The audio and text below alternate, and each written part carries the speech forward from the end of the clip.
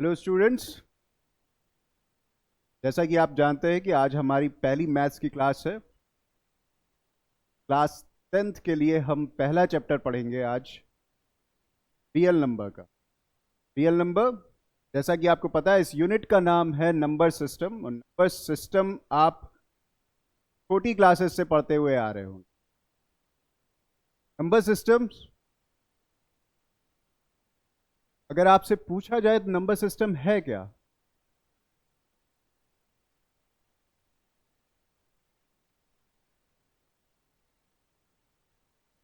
Real numbers यानी कि chapter को पढ़ने से पहले हम पहले समझेंगे कि नंबर सिस्टम क्या होता है।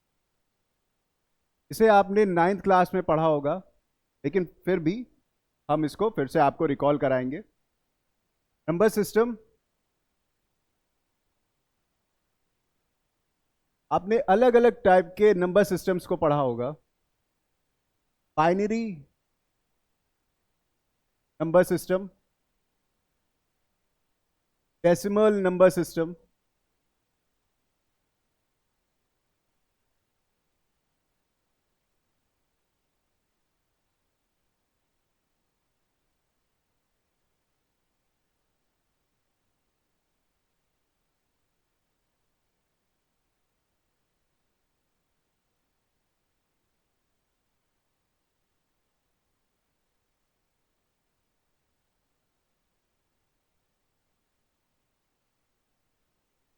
Hexadecimal number system.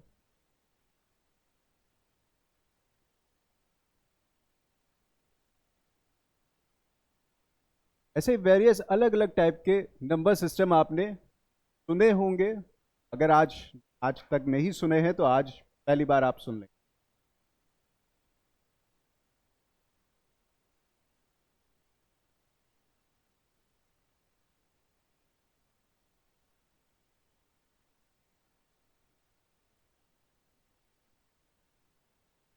Binary number system, जैसा कि कंप्यूटर की लैंग्वेज होती है, जिसमें हम आप पढ़ते हैं कि 0 और 1, ऑन और ऑफ में आप बातें करते हैं।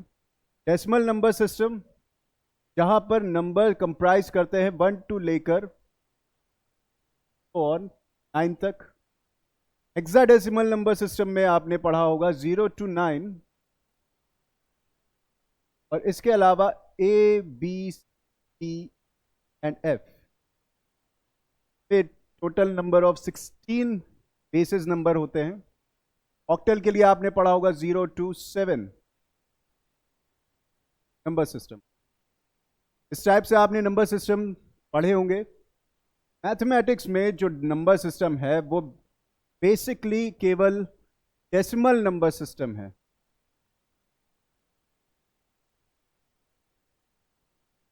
और हमारी स्टडी सिर्फ इतनी है, decimal number system.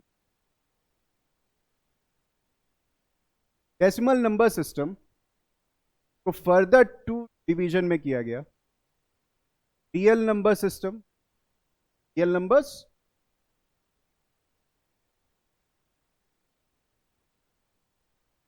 And imaginary numbers.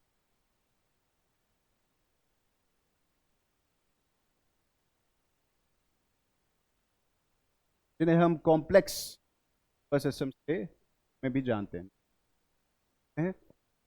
Imaginary numbers, ये आपके सिलेबस का हिस्सा नहीं है। इसे आप बहुत लिमिटेड पढ़ेंगे क्लास 11th और 12th में भी, और जेई में भी आपको थोड़ा सा देखने को मिले। हमारी स्टडी केवल रियल नंबर्स की है। फोकस करते हैं रियल नंबर्स पे।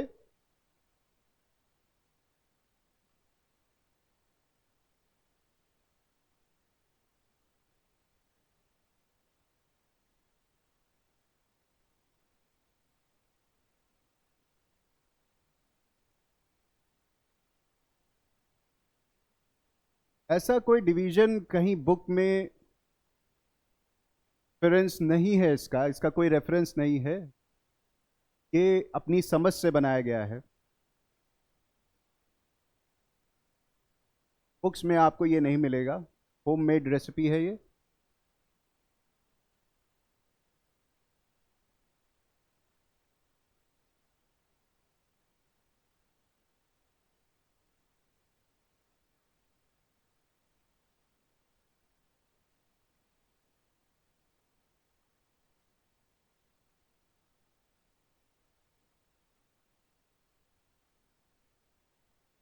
रियल नंबर्स को अगर हम दो सेक्शन में बांटे तो एक है विद डेसिमल पॉइंट, एक है विदाउट डेसिमल पॉइंट।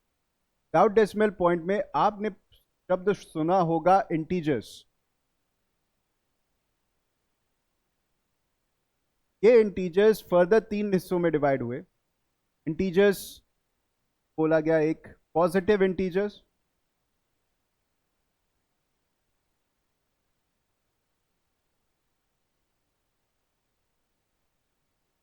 एक डिवीजन था जीरो इंटीजर का। The third is negative integer.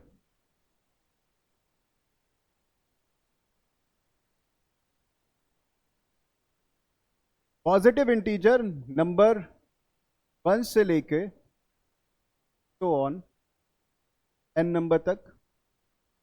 ध्यान रखने की बात है कि इंटीजर्स में आप डेसिमल पॉइंट्स के नंबर्स नहीं लिखते। You can not right this type of number 0.2 and so, ये आप नहीं कंसिडर करेंगे। आपकी जो यहाँ पर वैल्यूज होंगी या आपका जो यहाँ पर बाइफर्केशन करके जो हिस्सा लिखा जा रहा है उसमें डेसिमल पॉइंट कंसिडर नहीं किया जा रहा है, दशमलव को नहीं इंक्लूड करेंगे। तो पॉजिटिव इंटीजर यानी कि इंटीजर्स में डेसिमल नहीं लगता है, ये कंप्लीट नंबर्स होते हैं। जीरो इंटीजर में सिर्फ जीरो रहेगा। Negative integer negative numbers carry करेंगे, -1 माइनस।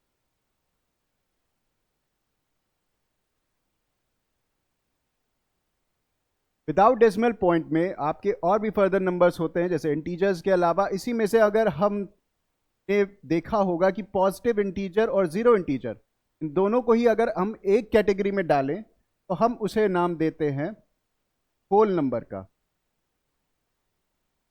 होल नंबर क्या कहलाते हैं? वो नंबर जो जीरो से शुरू होते हैं और इंफिनिटी तक। नेचुरल नंबर्स हम उन्हें कहते हैं जो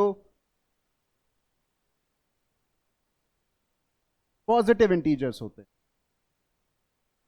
तो ये एक सवाल एक नंबर में आ जाता है कभी कभी, all positive integers are natural numbers.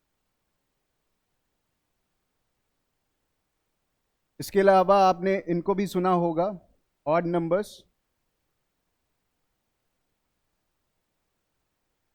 Even numbers.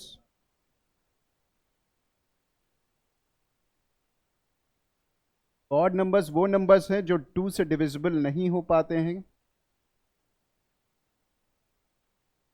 Not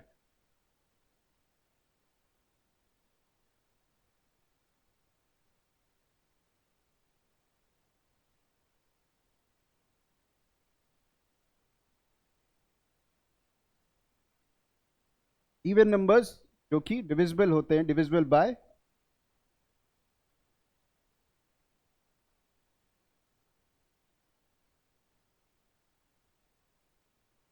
के अलावा आपने इधर सुना होगा एक प्राइम नंबर होता है।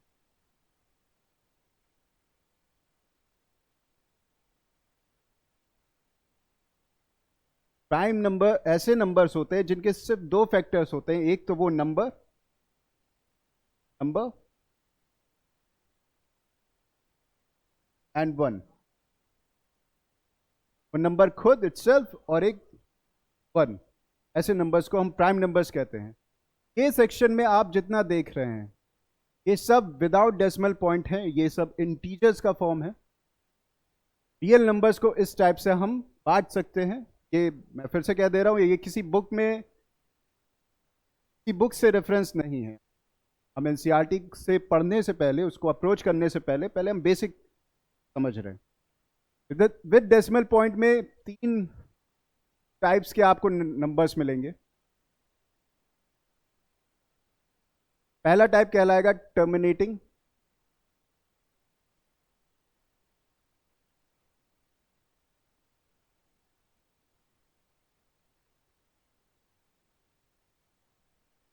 दूसरा कहलाएगा non terminating.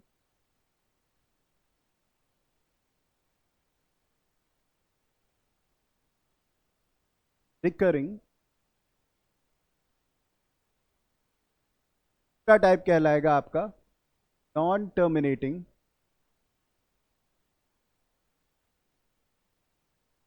Non recurring.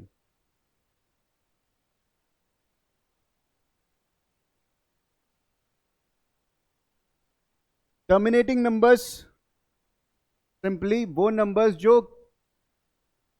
Eliminate हो जाते हो। हम यहां पर फ्रैक्शन नंबर्स को लिखेंगे, उनके रेफरेंस में हम समझेंगे क्या होते हैं टर्मिनेटिंग नंबर्स, क्या होते हैं नॉन टर्मिनेटिंग नंबर्स, और क्या होते हैं non terminating and non recurring numbers. तो अगर एग्जाम्पल के तौर पे देखें 1/2, अगर हम इसको सॉल्व करें तो ये सॉल्व होकर एक डेसिमल पॉइंट देगा 0.5, और ये कंप्लीटली एलिमिनेट हो जाएगा। तो this is the example of terminating numbers.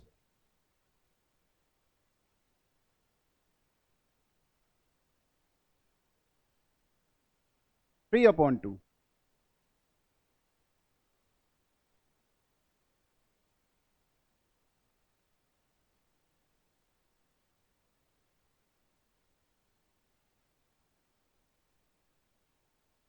तो इस टाइप की जो नंबर्स हैं 0.5, 1.5, जो डिविजिबल टर्मिनेट हो जा रहे हैं कंप्लीटली, इन्हें हम क्या किस श्रेणी में रखेंगे? Terminating numbers.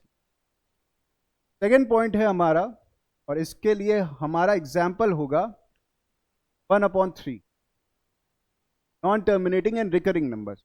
ऐसे नंबर्स जिनको डिवाइड करने पर उनका डेसिमल के बाद सेम नंबर रिपीट करे। अगर हम 1/3 को सॉल्व करें तो हमें नंबर मिलेगा 0.333 एंड सो ऑन। तो हम क्या पाएंगे कि डेसिमल के बाद एक ही नंबर है जो बार बार रिपीट कर रहा है। ऐसे नंबर्स को हम बोलते हैं नॉन टर्मिनेटिंग रिकरिंग। रिकरिंग मतलब होता है किसी का बार बार होना, से हम कहते हैं रिकरेंस। ऐसे नंबर्स को हम कहते हैं 1/3, जैसे आपका एक नंबर है 0.3333, के अलावा आपका एक नंबर है 2/3, 0.666 एंड सो ऑन। ये आता जाएगा, आप इसको सॉल्व करते रहेंगे बार बार, ये आपको बार बार रिपीटिव मोड पे देता रहेगा। तो ये एग्जाम्पल थे आपके नॉन टर्मिनेटिंग रिकरिंग के। तीसरी कैटेगरी है नॉन टर्मिनेटिंग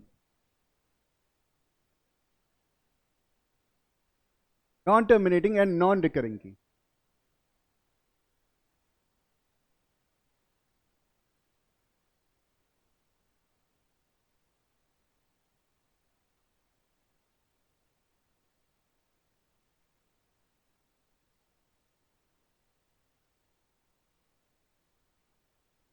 के एग्जाम्पल क्या होते हैं?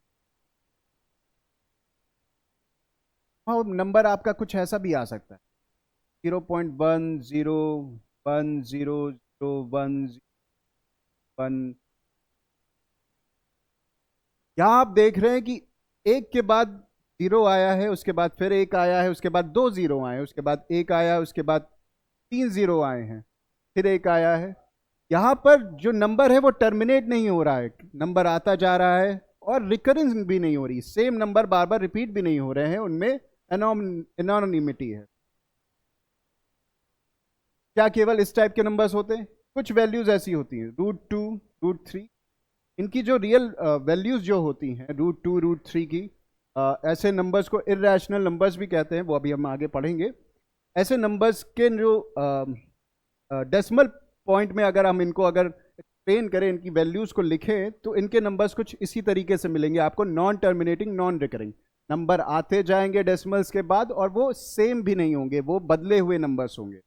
जैसे आपने नॉन टर्मिनेटिंग रिकरिंग में देखा था कि सेम तरीके के नंबर्स को रिपीट किया जा रहा था, यहां पर ऐसा होता हुआ नहीं दिखाई दे। तो नॉन टर्मिनेटिंग नॉन रिकरिंग, ये आपकी तीसरी कैटेगरी हो गई। एक और खास वैल्यू होती है जिसकी हम कहते हैं, जिसका नाम देते हैं पाई। वो पाई भी इसी का हिस्सा है, नॉन टर्मिनेटिंग नॉन रिकरिंग का।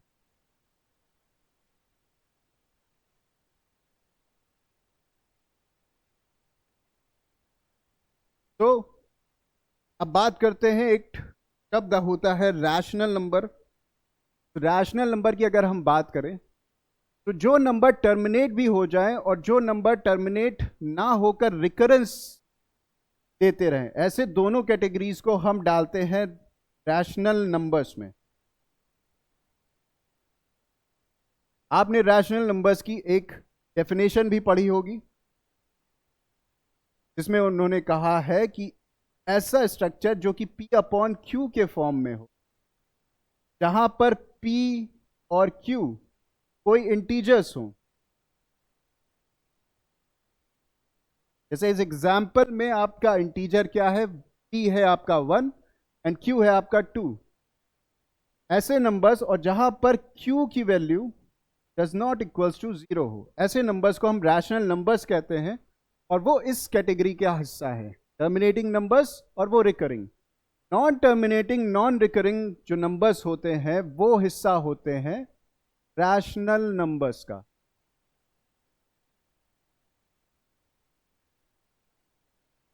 इन्हें हम रैशनल नंबर्स से के नाम से जानते हैं। आई होप आपको ना समझ में आया हो।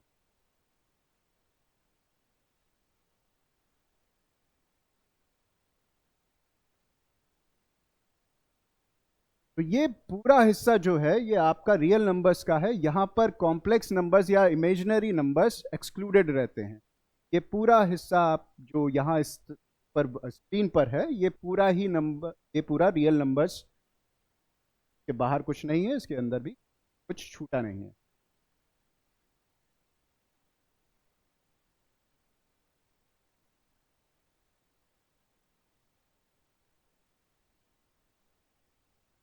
चैप्टर का नाम है रियल नंबर्स। आई होप आपको इतना पहले का इंट्रोडक्शन समझ में आया होगा। रियल नंबर्स की बात करें तो आपने छोटी क्लासेस में इसे पढ़ा होगा, किस तरीके से आपने एडिशन किया होगा, सब्ट्रैक्शन किया होगा, मल्टीप्लिकेशन किया होगा, तो इंटीजर्स का आपको कुछ नंबर्स मिले होंगे। यहां पर हम इसको पढ़ने से पहले एक चीज सीखेंगे जिसे हम कहते हैं डिविजिबिलिटी रूल।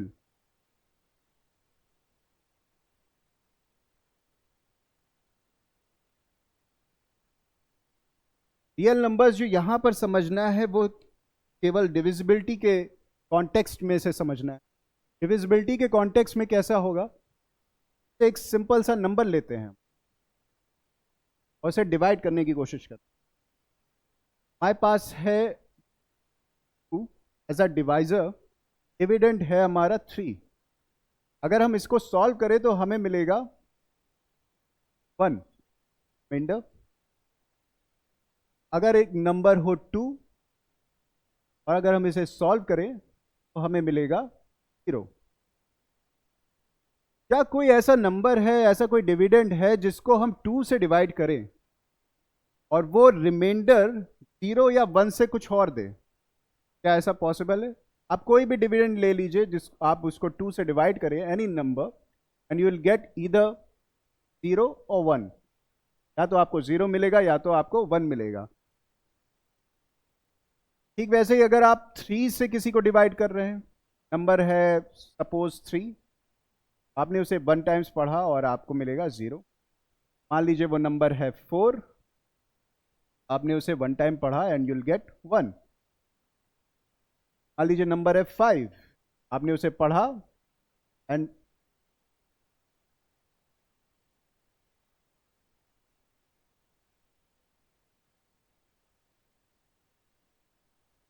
Will get 2। फिर आपके पास अगला नंबर आएगा 6, तो आप 3 से डिवाइड करने पर आपका वापस रिमाइंडर वही आएगा जो आपने यहां पर 3 को डिवाइड करते वक्त। तो आप 3 के केस में क्या देख रहे हैं कि आपके पास जो रिमाइंडर बच रहे हैं वो इसमें बच रहे हैं 0, 1। क्या आपको कोई सीक्वेंस समझ में आ रहा है? रिमाइंडर के अगर हम इस कॉन्टेक्स्ट में देखें, 2 की डिविजिबिलिटी के कॉन्टेक्स्ट में देखें, तो रिमाइंडर आपका या तो 0 आ रहा है या 0 से बड़ा आ रहा है जो कि 1 है। क्या 2 आ रहा है? नहीं, 2 नहीं आ रहा है। यानी कि वो किससे कम आ रहा है? से कम आ रहा है। लेकिन 1 और 2 के बीच में तो इन्फिनाइट नंबर्स हैं, तो हम यहां पर 2 नहीं लिखेंगे, वो मैं बताऊंगा क्या लिखेंगे। इस केस में अगर हम देखें तो मिनिमम रिमाइंडर क्या आ रहा है?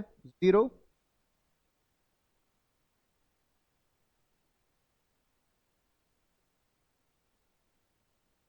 और मैक्सिमम कहां तक जा रहा है?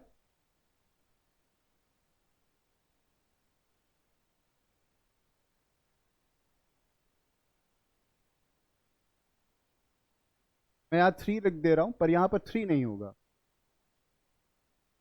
क्योंकि 2 और 3 के बीच में इन्फिनाइट नंबर्स होंगे जो कि यहां पर आ सकते हैं। अब अगर हम इसको देखें कि अगर हम इसको जनरलाइज करें, इस पूरे को अगर हम जनरलाइज करते हैं, जनरलाइज कैसे करेंगे? इसे हम कहते हैं डिविडेंड।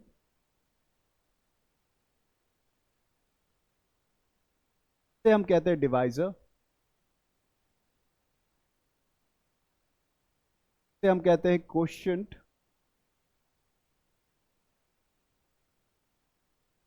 और अगर रिमाइंडर आता है, यहां आएगा।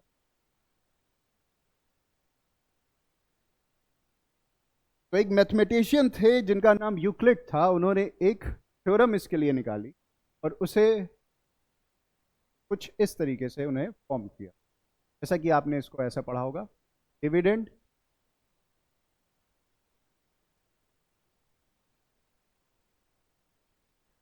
Dividend equals to divisor into quotient plus reminder.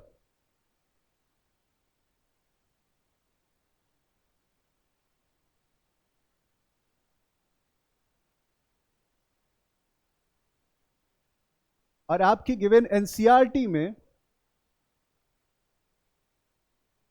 इन्हें कुछ जनरल वेरिएबल्स से डिनोट किया गया है। डिविडेंड को डिनोट किया गया है ए से, डिवाइजर्स को डिनोट किया गया है बी से, स्मॉल बी से, कोशिएंट को डिनोट किया गया है स्मॉल से, और रिमाइंडर को स्मॉल आर से।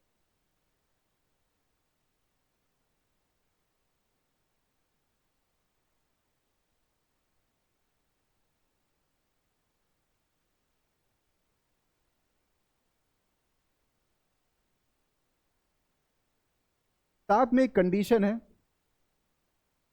कंडीशन यह है कि आपकी जो मिनिमम वैल्यू होगी 0 से बड़ी होगी,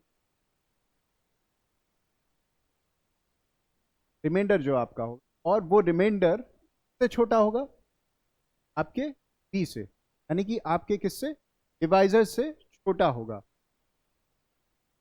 हम पिछली स्क्रीन को देखें तो आपका हर केस में अगर आपने इस 3 को 2 से डिवाइड किया है, आपका रिमाइंडर बी से, बी आपका डिवाइजर, उस डिवाइजर से छोटा रहेगा। अगर आपका B2 है तो आपका रिमाइंडर से छोटा रहेगा। अगर आपका B2 है तो आपका रिमाइंडर उससे छोटा रहेगा। अगर आपका B3 है तो आपका रिमाइंडर आप उससे छोटा रहेगा। सेम केस में यहां पर भी आप हर केस में देख रहे हैं कि अगर आप रिमाइंडर देखें तो रिमाइंडर 0 हो सकता है, 1 हो सकता है, 2 हो सकता है, बट 3 जो कि आपका डिवाइजर है उससे छोटा रहेगा। और डिवाइजर आपने समझा क्या है? वो स्मॉल p है।